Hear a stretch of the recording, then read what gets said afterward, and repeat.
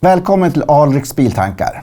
Det finns en hel del i bilvärlden som gör mig upprörd och det tänkte jag prata om här. Så välkomna till första avsnittet.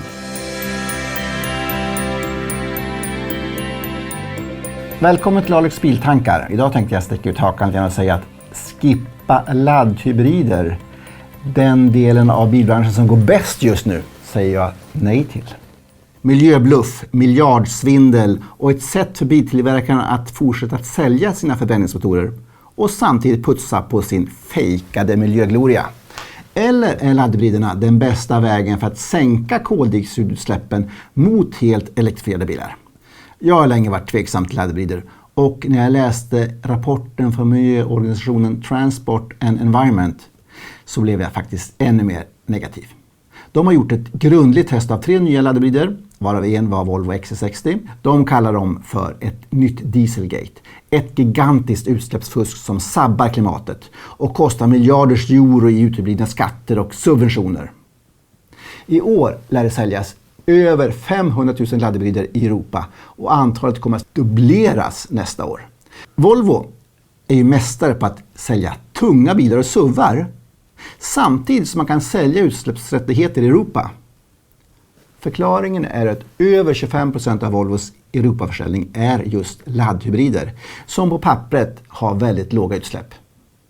Men enligt Transport and Environment, TE, så släpper en laddhybrid ut uppemot 8 gånger mer koldioxid vid verklig körning än den officiella siffran som rapporteras in. Den som alltså räknar ut på vad hela utsläppen från bilindustrin ger. Testerna gjordes i vanlig trafik enligt den så kallade RDE-cykeln, Real Driving Emissions, som används för att mäta utsläpp på nya bilar.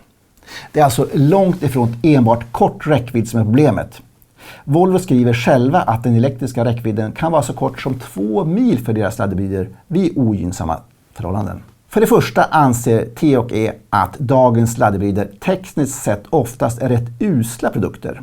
Elmotorerna de är så svaga att man behöver bensinmotorn för att få den prestanda man vill ha. Laddhastigheten är oftast låg.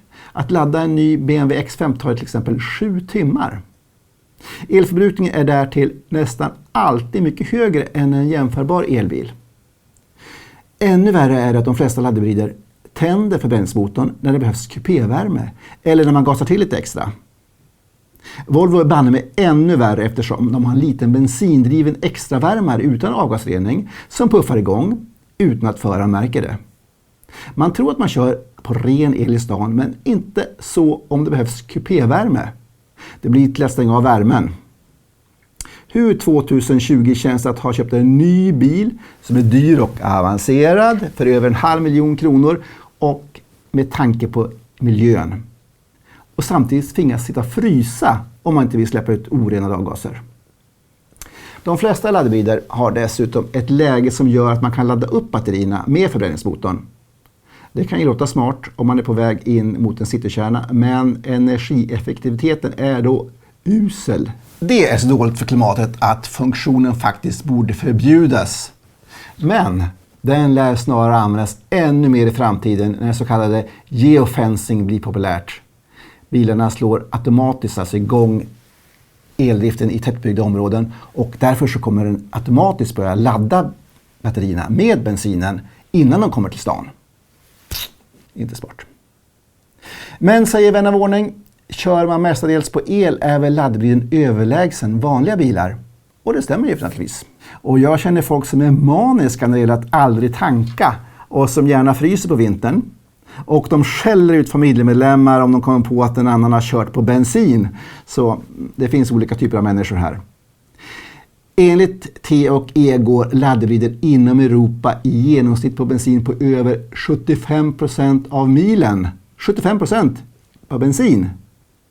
Värst är företagsbilarna som körs på olja runt 90%. 72% av alla laddhybrider är företagsbilar av ekonomiska skäl. Det är alltså folk som får sina bilar i tjänsten, de har inte valt att ha en laddhybrid, men de får lägre skatt och de har kanske ingenstans att ladda. Alltså blir det så här. Så det är ju helt korkat att man tvingas ha bilar som egentligen är bra men man använder dem inte. Och när jag tittar i vår begagnat databas där förarna har satt betyg på sina bilar och även uppgett förbrukning. Det visar sig att till exempel XC60 laddhybrid i snitt har 260% högre förbrukning än den officiella. Alltså förbrukningen som de uppger att de kör i snitt är alltså 260% högre än den officiella siffran som vi använder för att redovisa klimatets vinst. För Passat GTE så uppger ägaren att de drar ungefär 300% mer än den officiella siffran. Man kör på el runt 30%. Det är bara Kia Niro som närmar sig verkligheten med plus 92%. Och det är en bil som mest köps av privatpersoner som bryr sig om ekonomi. Det är alltså de som köper laddhybrider med privata pengar. De kommer förmodligen ladda väldigt mycket. Men de som får dem som tjänstebilar, majoriteten, de är sådär mer. Och ju dyrare bil du har, desto mindre kommer du ladda. Och särskilt de här äldre laddhybriderna som gick 2-3 mil. Folk bryr sig inte om 2-3 mil.